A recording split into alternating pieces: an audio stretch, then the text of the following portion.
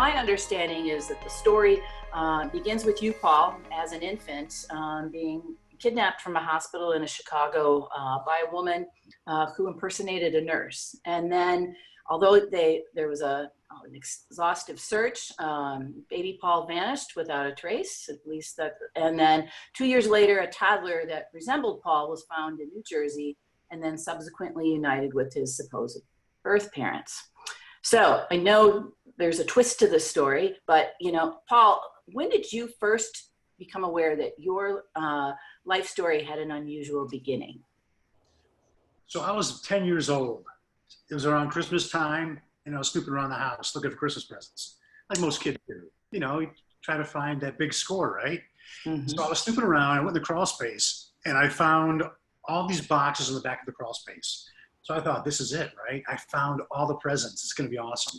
So I go back there. I start digging through the boxes, and it's all these newspaper clippings and all of these letters and cards and just headlines talking about this kidnapping of this baby in Chicago. I was like, this isn't Christmas presents. Started reading it, and all of a sudden I saw my name, right? Paul Joseph Fronczak, baby kidnapped from Chicago's hospital. So I thought, okay, there's something here. And that's what really started this whole journey. Oh, I can't imagine learning that at 10. That's a tender age to learn that everything you knew was totally wrong. So how did that affect you once you read through those and the conversation you had with your parents and so forth? What was the immediate impact on you? Okay, so the immediate impact was the conversation I had with my mom. It took about 4 seconds. Don't snoop around the house. How dare you do that? You were kidnapped. We found you. We love you. That's it. Don't talk about it again. Okay. That was the conversation. So I stopped talking about it then, but I never forgot about it. Mm-hmm. So it really didn't impact me a lot when I was 10. It was a cool story to tell my friends. But being a 10-year-old doesn't really affect your life plan, So I kind of buried it, but carried it with me for a while. Mm-hmm.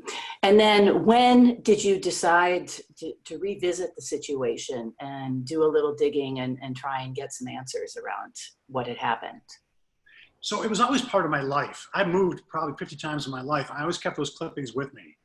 So it was always there, but back then we didn't have the means like we have today, all the tools that CeCe has and all those things. They didn't exist. So I couldn't just run to the local drugstore and get a DNA test. So during my life, I joked about having my parents come over and visit and maybe get some hairs off their pillows when they weren't, aware of it. They kind of, run them for a test and all that. But once again, those tests were so crazy expensive, I couldn't afford it. Mm-hmm. So it wasn't until 2012, I actually decided to make the move. Okay. And then you had, up until you discovered those newspaper clippings, you had no inkling that you weren't your parents' natural born son. Nothing gave you any kind of inkling that something wasn't quite right there. Actually, I'm the contrary. I didn't look like my parents or my brother. I was drawn to things I was never exposed to, like music and acting and all these different things, all these traits of my personality that weren't learned from the family. So I did have questions. And then the big question was, out of all the people in the world, how could I be found in Newark, New Jersey and be a kidnapped child from Chicago years earlier? I thought it was too big of a gamble that it could actually be true. Okay. So as the use of the at-home DNA testing, increases, we often hear from the individual that's been impacted, but not the family. How did your parents and your family members react to the news after you had done the test? All right, so getting the test done was easier than I had hoped. I asked my parents, spur of the moment, they agreed to it. They were visiting me in Las Vegas. So I think I caught them off guard with that. Okay. So we did the test, and then I took them to the airport. And that was the longest ride of my life because no one said a word. And I think they started realizing the depth of what they had just done. So when they got home to Chicago about 5.5 hours later, they called me and they said, don't do it. Don't send it off. We don't want to know. So when I actually did find out years later, I didn't tell them right away.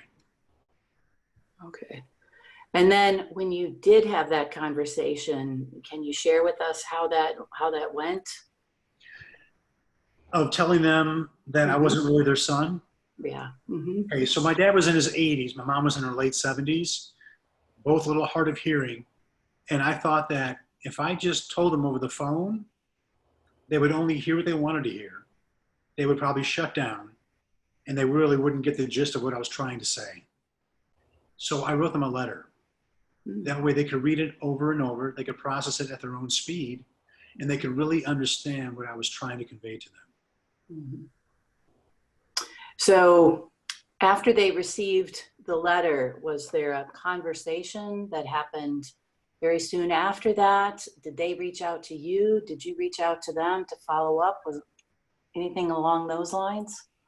Yeah, once again, it was a very brief conversation. My parents weren't really big on long conversations. They pretty much were very, very, very angry that I did this. And instead of seeing the reason why I did it, they took it that I wanted to find better parents, that I wasn't happy with them. Mm-hmm. And so it was anger. They called me a couple of names and hung up, and we didn't talk for almost 2 years. Oh my goodness. Oh my.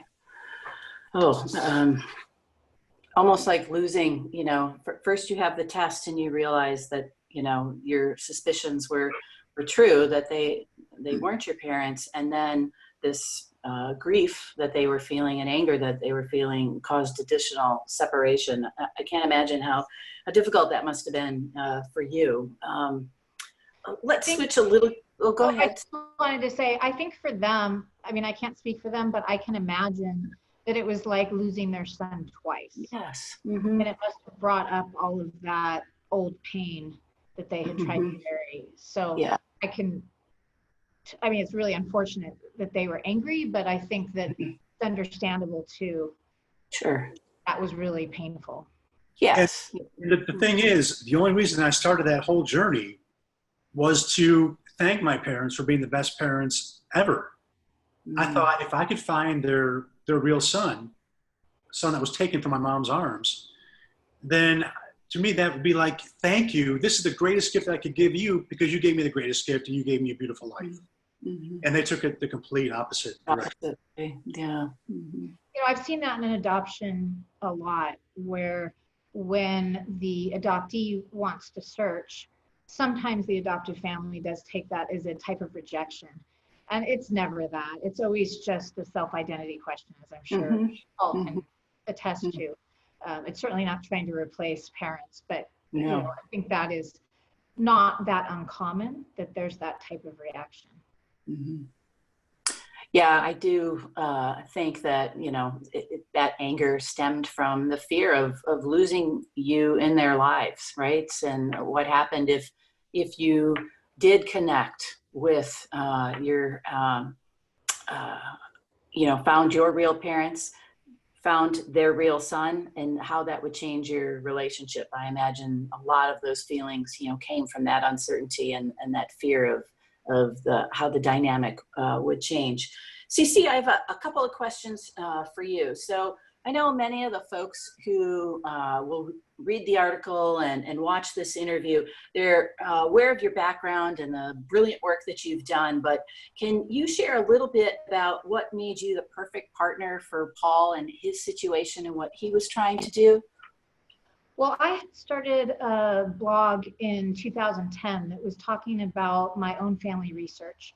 And I had tested about 40 of my family members using the autosomal SNP genotyping that 23andMe was offering at the time. And so people started coming to me because there were really no experts. It was a wide open field at that point. And people started asking me if I could help with their family mystery. So although it was early on when I first heard about Paul's story, enough time had passed that people always sent me interesting stories and asked if I thought I could help with it. So I can't remember exactly how I first came across it, but I think that someone may have sent it to me and said, can you help him? You know, do you think you could help him find his birth parents? And I knew that I could help. At that time, the databases were really small. I learned he only had his DNA in one database. I wanted to make sure he was fishing, and at the time, all 3 ponds, meaning have his DNA at each of those companies, because you never know where that really key match or group of matches will be. So I think the fact that I was really invested in helping people answer their self-identity questions, solve mysteries, and that I had pioneered these techniques, so I had more experience with them than anyone else, really. I mean, I believe I was the only one who was doing this full time at that point. I was in a position where I was able to kind of drop everything I was doing and just jump into this with both feet. And so I don't know if I was the perfect person. Paul didn't see that at first, but it did turn out to be a good partnership. I think, you know, he knows I care a lot about him and his family. And I think, you know, if somebody just wanted to get involved because it was potentially a high profile case, I don't think that that would have worked out very well in the end, because it is such a sensitive case and there's so many people's feelings to consider and so much that we've had to kind of keep under wraps in order to protect the people involved. Okay, great. So in terms of getting involved in the story,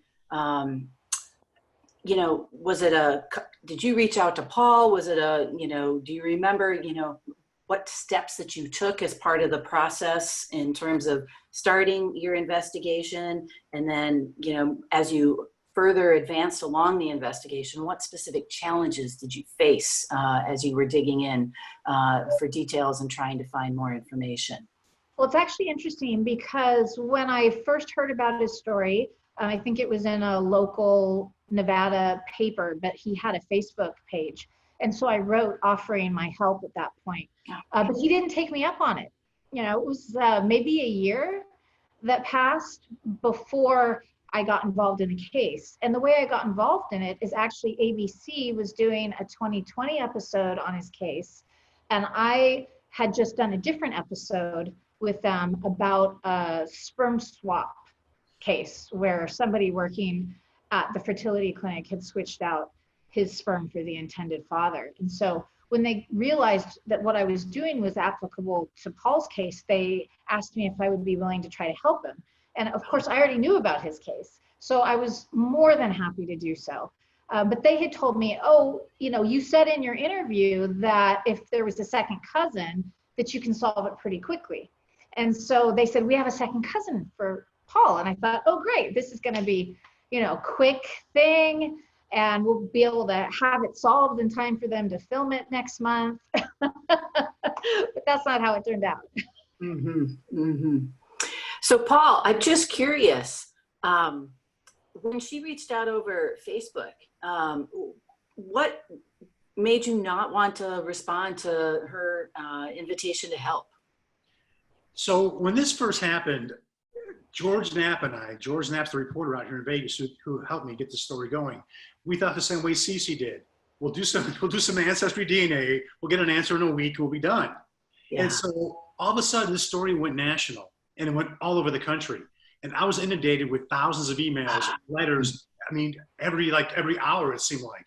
And so I was trying to answer every single one. And unfortunately, the best one kind of slipped through the cracks, and that was CeCe. Well, you did respond. You said thank you, but you just didn't pick me up on it. I couldn't process it at that point. But I figured if I had at least had a touch point with you, you know, we could always go back to it. But I mean, it was all new to me too. So doing all this DNA and stuff, I really didn't understand it. So I thought, that sounds great. I'll get back to that. But I got to solve this case first. Gotcha. Well, and at the time, I was well known within the genetic genealogy community, but not really outside it because I hadn't been doing media yet. The first big media story I did was the one I just mentioned about the fertility clinic one. So he wouldn't necessarily have known, coming from the outside of our community, that I was an expert or that I had a better chance of helping him solve this than anyone else. So I think, you know, he didn't have time to research everyone who wrote to him and figure that out. I'm just amazed at the outpouring that you received. I mean, thousands of folks reaching out. Were they offering help? Were they saying, hey, I have a lead for you. I mean, I'm so sorry, I have a similar situation that I'm in. What were the, that's a lot of folks to be reaching out based on your story. So it was actually all the above. People had tips, information, leads, people trying to help, people telling me their own stories. Mm-hmm. It was everything. And I was so happy because when the kidnapping happened in 1964, my parents' greatest nemesis was the press, the media. They hated the media. And to me, I did a 180, and I actually thought that this could be the way that we solve this. I needed this help. Mm-hmm. And so I took it in a different direction. Mm-hmm. Mm-hmm. So, Paul, can you walk us through the moments when CeCe shared your true identity with you? We're jumping ahead a couple years. We are. So, hey, that's a great point. Why don't we take a step back and kind of walk through what happened between, this initial kickoff in your conversations and the start of the work. Kind of walk us through some of the challenges and the why it took 2 years, or so to be able to get to a point where you're able to share some information with him about his identity. On what I said earlier, so I was excited there was a second cousin, but then we discovered he was adopted. Mm-hmm. So that was the first really big challenge. Was okay, if this guy's adopted and we don't have his family tree, we can't use it to figure out who Paul really is. And so that was really disappointing. And most of his matches were on his Ashkenazi Jewish side. And so they were really not as closely related as they had originally appeared. So they looked like they were maybe a third cousin, but they were probably fifth cousins 8 times over. And I knew that from working with Ashkenazi Jewish DNA, but I think it was a bit of a surprise to the producers and the other people that were involved at that point when I told them, look, none of these matches are going to help us. That is the only promising match that we have. So my first step was really to get him into all 3 of those databases that I mentioned at the time. He was only in Ancestry DNA. So I told them that he needed to be tested at 23andMe and also Family Tree DNA, and that we needed to do his Y DNA and his mitochondrial DNA, because I just wanted to use all the tools available to us. So that was really the beginning. But at the time, as I said, the databases were still really small. Even if you were in all of them, it was still less than 1 million people, I think, at that point. Yeah, way less back in 2012. And so that was very challenging. He had a real mix of ancestral origins. And so just figuring that out, kind of pulling that all apart took some time. It was clear he was part Jewish, but he was also part Southern European. He was part Northern European. You could see matches from really different population groups. So this was a unique combination of ancestral lines, and we had to figure out how they fit together. And it just took a lot of time to get good enough matches and to build enough trees to finally lead us in the right direction. Okay. So building off on that just a little bit, in terms of difficulties and monkey wrenches thrown your way as part of this investigation, how does this case stand up against some of the other cases that you've been involved with in terms of difficulty? I do think that the public has this misunderstanding, much like the producers at the news station and so forth. Oh, man, get stuff in 10 days. Yeah, we'll be ready for next month's, show on 2020 type of thing. But, how does it stack up with many of the other cases that you've been involved with? I would say it was definitely one of the most difficult. And that is because we were dealing with the endogamy of the Ashkenazi Jewish population. We were dealing with the lack of representation on the Southern European, which turned out to be Italian. There's not a lot of people tested, better now, but still less than Northern European. And then even our Northern European matches, we had a challenge because they were from a small town in Tennessee, and we were dealing with extreme pedigree collapse. So like endogamy, but not as old. Endogamy is usually much, much older. But these families, these founding families of that town had intermarried over and over and over again. So we were dealing with 2 different population groups where we had to reassess the matches and figure out, is this really a third cousin, or is this, a fourth cousin twice removed and also a fifth cousin? And so that was one of the reasons. But even that said, we could probably solve this case now in a matter of days. instead Oh, of 2. seriously? Wow. Yeah, that's the power of huge databases, big data. You know, now having over 30 million people to compare against, there's very few unknown parentage cases that are going to take months or years to unravel if if you're experienced, if you know what you're doing. And so I think, based on the matches he has more recently that I've seen, I think we would have figured this out very quickly. So that's the real positive part of consumer genomics is we have enough data now to answer almost every question of that type. Now, if someone comes from immigrant roots, it's going to be a lot more difficult. But for the vast majority of people, they should be able to get answers quite quickly now. Gotcha. Okay. All right. So you've done all of the work, 2 years worth of investigations and dead ends or, curvy roads, etc. And now you're to the point where you're able to share with Paul what his identity is like. So Paul, what was going through your mind when, you got that? Was it a phone call? Did you reach out via email? How did you let him know that you had some answers for him? And then Paul, if you could chime in about what was going, through your mind and the range of emotions you might have been feeling. Well, I need to back up a little bit because this case was so much work that I brought on a team. So I need to acknowledge the team. It wasn't just me. It was Carol Rolnick and Michelle Trostler that I had met through the DNA interest group that I had founded down in Carlsbad, California. They asked me if they could work on it because they were familiar with Paul's case and really interested, and they're brilliant. And then it was Allison Dembski, who lived in Maryland at the time. And so it was all 4 of us working on this. And so I wasn't alone when we finally found the answer, and they wanted to be on the call when I told Paul his real name. So it was a group effort. We were up all night researching after we got that final piece of the puzzle. And when we were really confident that we had it, we decided to get on a conference call with Paul. So I reached out to him and said, "You need to call me, it's important." Something like that.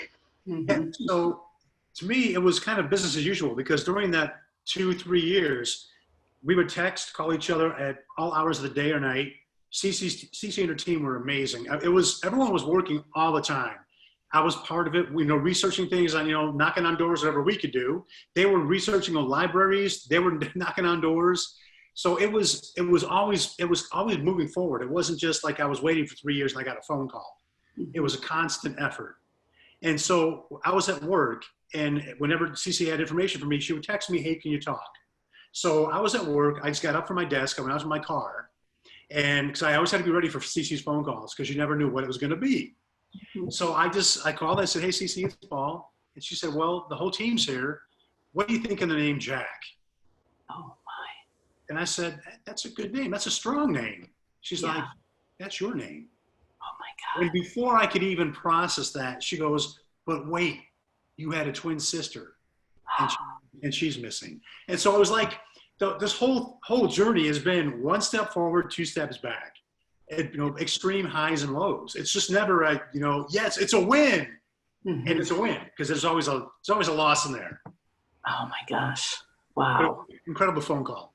Yeah, I can imagine. And so CeCe, from your side and the team side, when you discovered that he had a twin sister, as well, that was missing. I mean, what was going through your mind?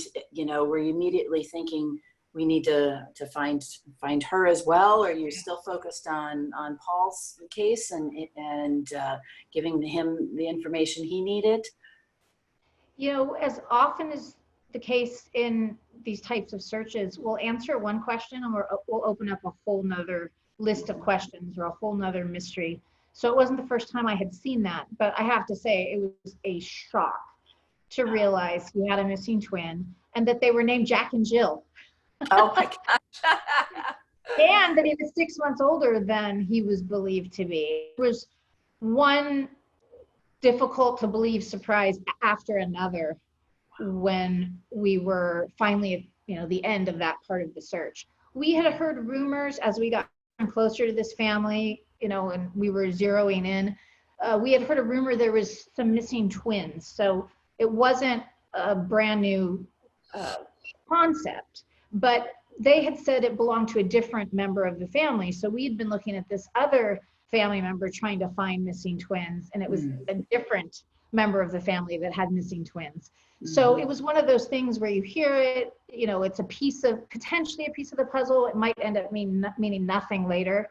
But when we found it, it was like, oh, that's the missing twins. Okay, now this makes sense. Because with families, you know, there's a lot of oral history, things get twisted, things get forgotten. And so a lot of times there's an element of truth in family stories, but it's not exactly right. And that's what we're accustomed to finding in these cases we research.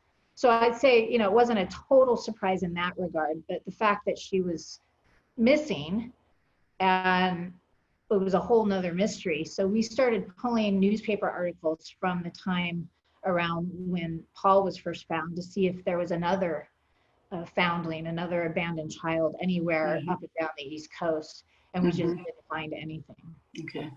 Wow. I knew bits and pieces of the story, but not the full story. And so I'm sitting here trying to process this, you know, while I'm listening to your answers, and, you know, I just trying to think how I would react knowing, you know, that I had a long lost sister. So, you know, for Paul, for you, you know, I can't imagine, you get a name, you know, for yourself, and what a feeling that must have been. But then what's going through your mind as you're thinking about your missing twin?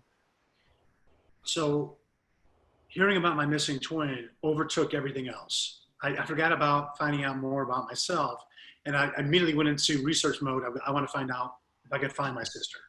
Yeah. And so it was really a short-lived happiness, learning who I really was, because I knew that it's just going to just be a whole different mystery right now.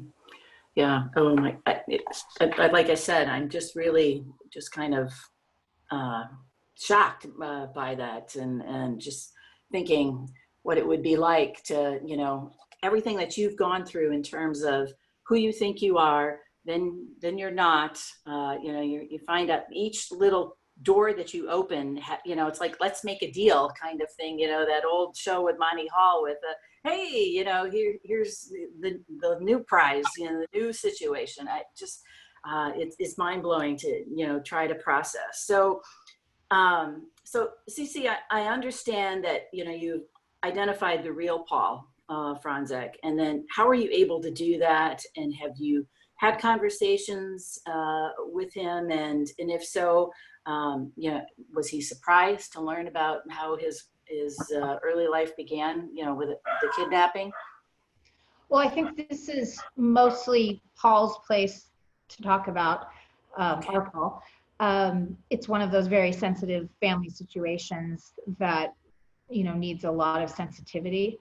I will say that for years, I've been trying to encourage families who have a kidnapped member to get their DNA into the consumer databases, because I've always believed that they're not all kidnapped to be killed. They're kidnapped to be raised or sold. Adoption and black market adoption was a big business at that time in the 60s. And so I believed very much that that was worth doing in any case where there's a missing family member. So early on, I had encouraged Paul to try to get a biological family member of the Fronczaks into the databases. And it's really just fishing. You know, you have no way of knowing whether that person will ever take a test, or their children or grandchildren. It's not like identifying Paul's biological roots, our Paul's biological roots, right? Because we can use his DNA to reverse engineer that. And there's lots and lots and lots of leads and hints and data points. But when you're looking for that needle in a haystack, that person has to test, or one of their descendants, so children or grandchildren if they're old enough. And the chances of that happening are small, but it's always a possibility. And so that was really my role in this initially. It was just, let's get the DNA into the databases and then wait. And we did. We waited for years. And the rest of it, I think Paul can address. Yeah, if you would be so kind, Paul, please. Sure. So we got a tip on my Facebook page, and I got an email from this tipster. That's what we call this person, about a man in Michigan who could be the real Paul. So we had one of the Fronczak cousins' DNA on the website used by possible bio Paul's daughter to see if it would be a match.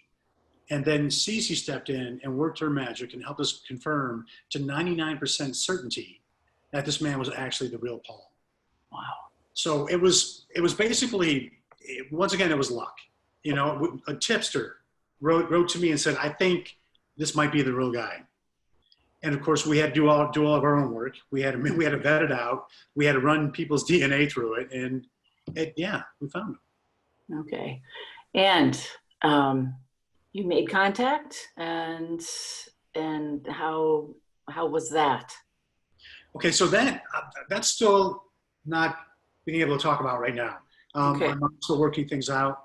Mm-hmm. And so when the time is right, we'll announce all that and let everything out. But that's still a work in progress. Okay, fair enough. So everybody should stay tuned to. A lot more to come. Yeah, that's yeah, great. It's a story that just keeps on giving. I mean, there's been so many twists and turns over the years, and maybe by the time we're at ISHI, maybe there'll be more to talk about. Mm-hmm. But at this point, you know, you can imagine how difficult it is for everyone involved. Right. Well, I gotta say that Hollywood couldn't write a more, twisty script if they tried. Seriously, I mean. Yeah, you say, oh, that's over the top, right? That's yeah, right. Yeah, I mean, you're incredulous when you hear the story, right? And yeah, I mean, I'll keep my fingers crossed that you're able to share more information, but totally understand that you might not be in that place. So CeCe, I've got another question for you here. So the DOJ announced their interim policy on genetic genealogy at last year's ISHI. And how has this impacted the way that the tools that you have available to you are used? And are you anticipating additional regulations to come in regards to that type of work? It's really hard to know what the future holds. I wouldn't be surprised if some states passed some legislation that could potentially restrict what we're doing for law enforcement. Fortunately, it doesn't have any impact on cases like Paul's, where there is a living, breathing person that can spit into a tube and mail it in. They can access all of those databases and have that 30 million or so pool to compare against. So it shouldn't have an impact on what I've been doing, for most of the last decade. Now, it's been exactly 2 years since I started working with law enforcement. And, there certainly is a potential it could impact that. So what's important to me is to educate the public, to dispel misconceptions. A lot of the fears are based on misunderstandings or believing we have more access to the DNA than we really do. We're not accessing people's raw data files. We're not looking at their medical risks. We're just looking at who matches this unknown person. And most of the time, it doesn't even matter what chromosome they match. We could see that on GEDmatch, but it's something that we're really not focused on. We're just really focused on building the family trees. And so that's why I talk to the media as much as I do and do interviews. I'm always trying to get the word out and also make it clear to people that we're not using databases that prohibit this, like Ancestry DNA and 23andMe and MyHeritage. And so if a person wants to participate in consumer genetics, they can still do that without law enforcement regularly having access to that. They could potentially have a search warrant or something and get access. That hasn't happened yet, but it could happen. But for the most part, if you don't put your DNA on GEDmatch and opt in, or Family Tree DNA and stay opted in, then law enforcement's not going to be using it. So I hope anyone who's making decisions, like legislators or judges, are aware of the real facts of how this works. I'm super disappointed because I was supposed to speak in front of some of the Supreme Court justices this week. I was going to be speaking at a Circuit District Court of Appeals in Atlanta, and Justice Thomas and Justice Roberts were the two other speakers. And those are the people that need to hear this, the judges that are going to be making decisions on cases, and also legislators. So I have seen a couple of bills potentially proposed. They haven't made it through committee last I heard, but a lot of what I read made it clear to me that there was some misconceptions. So I just hope everybody has the opportunity to really understand what we're doing, get educated, and then make informed decisions, because I fully support people having the right to decide how their DNA is used. I don't want to use anyone's DNA for law enforcement that isn't comfortable with that, but I want people to have all the facts before they make that choice. And so I think if we keep doing it that way, where we're just using people's DNA that have opted in, there's little reason to restrict the use or ban it. And in the trials that have happened so far, and in the cases where judges have had to make decisions, fortunately, they've all been positive for the use of investigative genetic genealogy so far. So we're starting to see precedents being set, and it very much supports that this is just a tip. It's just like if someone called in to Crime Stoppers, it's a very highly scientific tip, but but still they have to build that that case. And what we do really becomes incidental. They get the match to their STR profile or they don't. So we'll see. But my part is trying to educate to lessen the chances that we get regulation that limits what we're doing and, you know, could seriously damage consumer genetics and all that we've accomplished if people get too concerned and start pulling their DNA from the databases or stop sharing information for genealogy and for adoptees. So, yeah. So I have a question for you. Will you take on an educator role in your TV show that is coming out? Will that be one of the things that you'll be trying to do? You know, I'm guessing it's going to generate a lot of interest. You're going to have a lot of viewers. So to me, it would be an excellent platform to help and dispel these myths and these misconceptions about how this type of work is being used. And it's, you know, reassuring the general public that there truly isn't anything to fear, you know, from this type of effort. Yes, and that's why I agreed to do the television series. People might be surprised. I actually don't enjoy doing media. I would much rather sit on my couch with my laptop and do the casework and help solve these cases. That is what fulfills me, bringing answers to the families and the communities involved, much more than being out there as the face of genetic genealogy.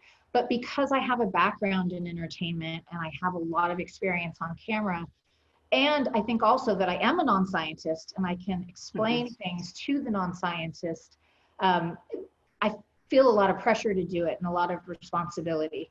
So ABC had been talking to me about it for quite a while before I finally agreed to do it. And one of my stipulations was I really wanted the opportunity to educate. And so the way we did it, it does include quite a bit of the genetic genealogy. Each episode has what's called my monologue. And it's, you know, 5 solid minutes or so of me explaining how we identified the suspect. So actually, you know, going through the matches and the trees. And for some people, it'll fly over their heads because there's a lot of information packed in. But for those who really want to understand it, it should be educational.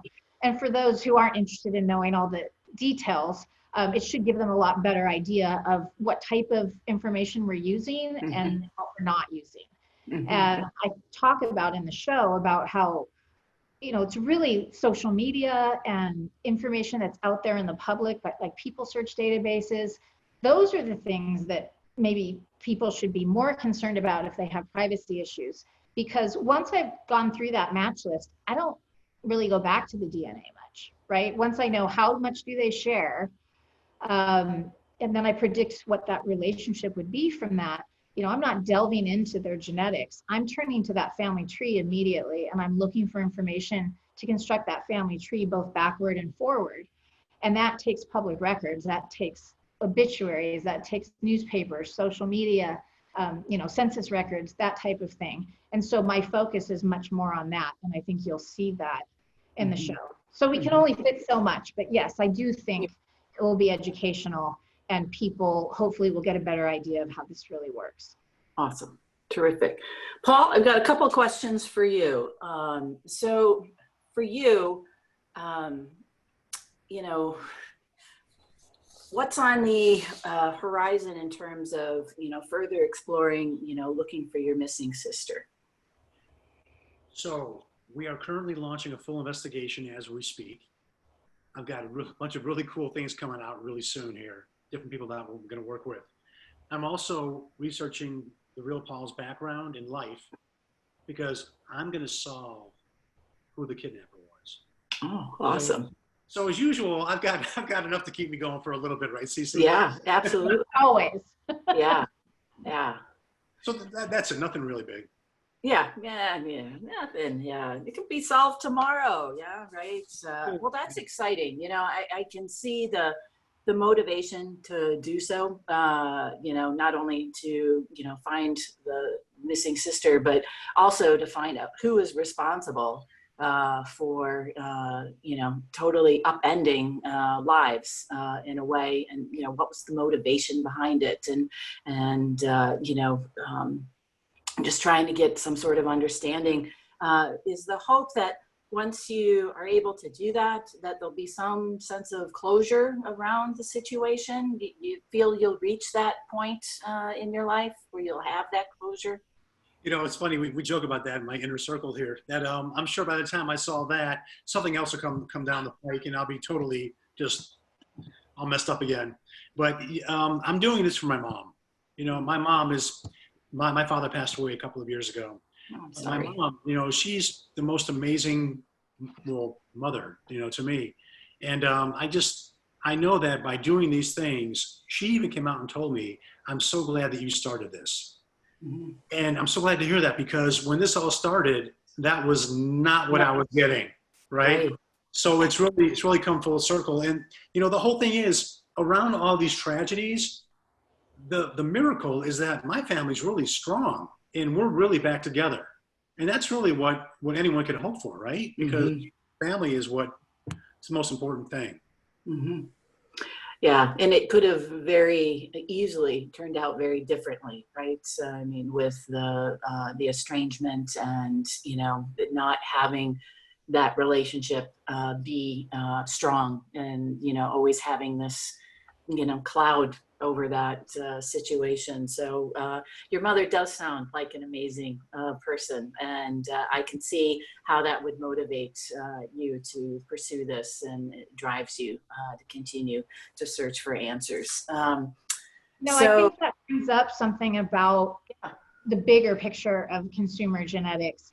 And people do worry about letting, you know, Pandora out of the box, and they worry about secrets that come out. But my experience over the last decade is that even when it's very painful, when secrets initially come out, almost always it ends up being a positive thing. Mm-hmm. I know very, very, very few people who say, I wish I'd never tested, or I wish I'd never found out. It can be a very difficult weeks or months after finding out, or maybe even longer. But in the end, knowledge is power. And consumer genetics have brought that power to us individually, where we get to answer our own questions and control our own health choices, and, you know, so many other things. And so I think this is a good example of that, where it was very painful at first and very difficult and fractured the family even, which is one of the worst case scenarios. But now they're stronger than ever, and it strengthened them in the end. And so I think it's a good thing to remember when these types of questions come up about the impact that this new field has. Right. Yeah, I think it would be incredibly naive to think that it's going to be roses and unicorns, you know, once this discovery is made, right? But also naive to think that there can't be healing and coming together and acceptance and you know, a stronger connection made out of the situation as well. So, you know, I do think our readers will appreciate hearing that, because I do think, you know, talking earlier about the fear that's associated with this type of work. So Paul, you know, how has, this is a really easy question, and I say easy in quotation marks. How has your life changed since you've gone public with your story? I think the most positive aspect of me doing this, besides helping my mom, you know, with things, is that every day somebody writes into me saying that because of what you've done, you've helped me start my own journey. Mm-hmm. And to me, that's what it's really all about. If we can help someone else live a better life, then to me, I feel like I'm doing my job. Mm-hmm. Because that's the way I started. And when I started, everyone said, don't waste your time. You're not going to find out anything. Just leave it alone. And I couldn't just leave it alone. You know, you have to live a true life. And if you're living a lie, you're not living at all. Right. And I knew something was wrong. Mm-hmm. So I would say that the most important thing to me is I answered like 10 emails today of people that wrote in and said, hey, I'm thinking about doing this. What do you think? And I respond because they're doing something positive. Mm-hmm. Mm-hmm. Yeah, I'm sure you've met and communicated with all types of folks from all walks of life, and you know, hearing their stories certainly cannot leave you unaffected by hearing those. You have certainly some commonalities, but also that curiosity that I'm picking up from you. I'm sure you're also thinking how can I help them, and what can I what information can I possibly pass on to them that would help move their investigation along and their stories along. I mean, I can see it in your eyes and how you talk about the passion, both of you, and how important this type of work is. And it definitely is, life-changing. And the old adage of everything happens for a reason, it doesn't seem too far off, from me in terms of, if your case hadn't had all the twists and the turns that it had, perhaps CeCe wouldn't have necessarily come across the case, and the two of you may not have met and been able to work together on solving this situation. So it is kind of funny how the universe works its magic to bring folks together, and especially two folks such as yourself who are so passionate about this. It's reaffirmed my faith in humanity after, seeing so much of the yuckiness in the world with the pandemic and so forth. And I mean that sincerely. I'm not blowing sunshine, your way. I mean, it really is just to feel, even though we're not in the room, it's still palpable to me to see how important and critical you feel this type of work is. And, you in particular, Paul, from your standpoint, you could have taken your information, done with it what you wanted, and, kind of quietly, drifted back to whatever your new normal of life was going to be. And CeCe, in your case, I'm sure you have, dozens and dozens of inquiries and so forth. You could have also said, well, okay, I did what I needed to do, and now I'm moving on. But, you guys are connected in a unique way that, it comes across very clear, to me that, you guys are joined by, this history of working together and the questions that still remain. So, I'm excited to see, what happens for sure. I think we have a shared passion for truth, for knowledge, and most importantly, for inspiring others to resolve their long-standing mysteries or identity questions or whatever that is. Paul was really, I think, brave to keep this in the public eye. I think it's been a huge challenge because it is so personal. It's one thing for me as an outsider, but for him to continually have to share this with the public, the fact that he's continued to do that is really brave, and I think it's inspired a ton of people. I know it has throughout the years we've been working on it, but also the recent discovery of the real Paul. I had a number of families with kidnapped children write to me and say, I need to get my DNA into the databases. And like I said, this is something I've been trying to get out there for years. So this was a great vehicle to show that actually can help, in some of these cases. So I just really am thankful that Paul's been willing to be this brave and willing to be this public and continually put his story out there to help other people find their answers as well. Thanks. Yeah. No, I second that. I'm super excited to hear the talk, at ISHI, whether it's in a similar situation here where you're up on the screen and talking into your computers, or, you know, hopefully some miracle will happen that we can actually bring people together in a room. It's going to be a compelling talk. I also think people will be very moved by the story. And, you know, I'm hoping that people who watch are, you know, motivated to and inspired to do their own searches for whatever reason. I've been holding out for a while to doing Ancestry and Me or any of the other folk, Ancestry.com or 23andMe, but now I'm thinking for Mother's Day, I'm asking for one of those kits and I'm going to do it. So you never know.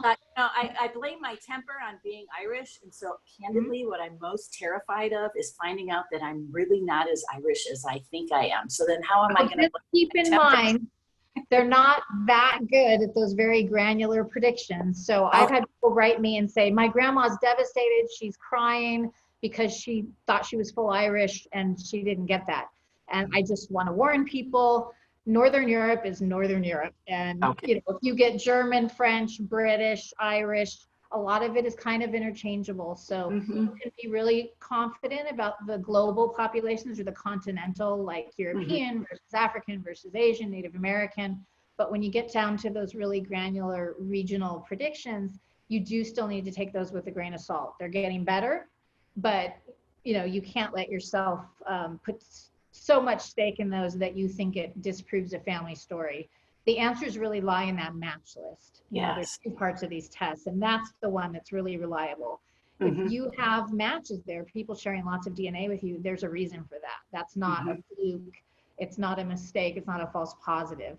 And so a lot of people will get a new close relative they didn't know about, and they think, oh, these tests are just for entertainment. They discount it because of the challenges we see with the ethnicity estimates. So that's really where you get a surprise that you have to take seriously. So a lot of people say it will never happen to me, but just keep in mind it's happened to thousands and thousands. I'm sure over 100,000, maybe even 1 million people by now have gotten big surprises about their immediate families. So make sure you're ready for that before you spit in that tube and mail it in. That's a very good point. Yeah, that's a very good point. And yeah, I think it's a positive thing, as we said, but you just have to be prepared. Yeah. Well, my dad used to joke. He was in sales and he traveled a lot, and you know, he'd get Father's Day cards from us, and he goes, "Oh, thank goodness, only just 2." You know, kind of because I have a brother, and you know, my mother would shake her fist at him, but you know, it's a possibility in reality. So it'd be interesting to see what happens from that. So one last thing. So Paul, on your website, foundlingpaul.com, you offer to help others to learn about their ancestry. I know that you've talked about people reaching out to you. Is there any types of advice words that you could share right now with our viewers and our readers that come to mind as they begin their journey? Absolutely. This has been my motto: leave no stone unturned. If you have any questions or doubts about your life, where you are, your identity, start knocking on doors, ask the hard questions, and don't let anybody else tell you you can't do it, because I'm living proof that you can do whatever you want to do if you're tenacious. Don't give up, and just be prepared for anything. Awesome. That's terrific. Thank you for that. And CeCe, how about a plug for your TV show? Why don't you share the details about that? Okay, so it's called The Genetic Detective. It's going to run on ABC Network Tuesday night starting May 19th for 6 weeks. So we cover 6 different cases, different city every time, different type of case every time. So it's kind of a good overview of what I do and the types of cases that I work on. It's at 10 p.m. East Coast and West Coast, and then I think it's 9 p.m. Central. Like that. Yep. And we're not getting as much time to promote it as we planned, because it's been sitting on the shelf waiting for an air date, and then it suddenly had one, partly because of this whole quarantine situation. So hopefully the word will get out there coming up quickly. Yeah. But I also want to mention DNA Detectives, my Facebook group. It has over 130,000 people that are learning to solve their own family mysteries through their own DNA. So at the time that Paul started doing this, he really needed an expert. He needed help. It was much more difficult. His case was very hard. But the vast majority of people now can solve their own family mysteries. And it's super fulfilling for people to do that. And so that's why I have DNA Detectives. People can come and ask questions and get guidance. If they have a really challenging case, they can get a search angel's help. But I have found that for the majority of people, they should solve their own case, their own situation, because it's empowering. And it's an incredible thing for somebody to put all those pieces together through their own efforts and their own work. And so I would just encourage people to come on DNA Detectives if they need guidance. And if they have a really difficult case and they need someone to hold their hand and need a search angel's assistance, they can find that there as well. And it's really inspiring to see all the amazing stories. We worked really hard for a lot of years without a whole lot of successes, but now we're seeing it all pay off. And you can just scroll through there all day long. You see pictures of family reunions. I mean, I could be like in tears all day just reading all these amazing stories. And of course, not everything turns out, perfectly. Not every family welcomes someone with open arms, but we see an incredible number that do. And we see the vast majority of cases, at least one person in that family will welcome that new family member. But even if they don't, just, the fulfillment of getting answers finally and knowing and being able to have that closure is also really powerful. So I think if people are really interested, if you get a surprise in yours and you need some guidance, you're welcome to join. It's free. I will. No one's allowed to charge on that site. It's all volunteer work. So hopefully, if anyone needs help, they'll come join. Well, thank you. I've so appreciated talking with each of you. Again, like I said earlier, I'm inspired by the story. I'm keeping my fingers and my toes crossed that you'll be able to share more information with us in September during your keynote address. In the meantime, I wish you both to stay well and safe as you and your loved ones as we continue to deal with the pandemic. But it's been terrific talking with you. It's a fascinating story. I can't wait to check out your TV show, and I am going to go to foundlingpaul.com and I'm going to go read up on all of the things that are going on there as well. So thanks so much. I hope you enjoyed it.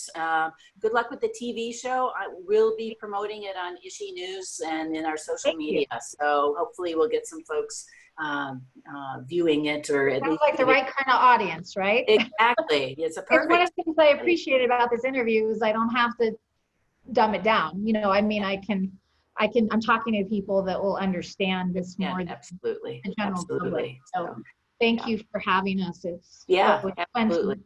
Do an interview with Paul. Hi, Paul. Yeah, it's delightful. Yeah, what an amazing story. And you truly are inspirational. Just being able to manage all of those emotions and the twists and turns and to come out on the other side, with your positive outlook and your drive to get more answers. It really is truly inspirational. Both of you are amazing individuals. What a blessing for me to be able to get to talk with you. So. Well, thank you so much. And hopefully we'll see you face to face in a few Oh, minutes. gosh, I hope so. Fingers crossed, really fingers crossed. So, all right, stay well. We'll talk soon. Take care. Everyone stay safe. All right, bye-bye.